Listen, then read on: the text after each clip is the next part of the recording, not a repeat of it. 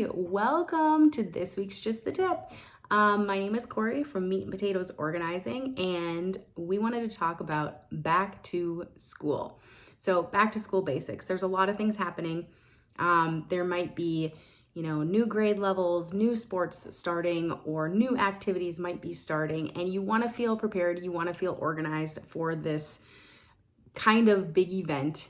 It's also a great opportunity to start some new routines, to get in the flow, get a good function rolling for you and your family. There's a few things that I would say, hey, let's get these items set up.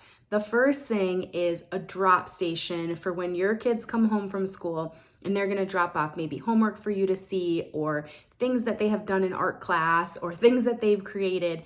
This can be a huge source of clutter. So the first thing we're gonna do is I want you to set up a drop zone for schoolwork.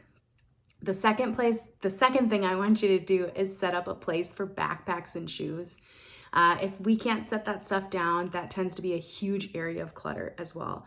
And then the third basic I want you to try to think about installing in your home is an area for those activities you might be involved in. If that's you have to grab and go your hockey stuff, or maybe you need to grab your art supplies, make sure you have a nice area. So 3 things. 1, drop zone for schoolwork.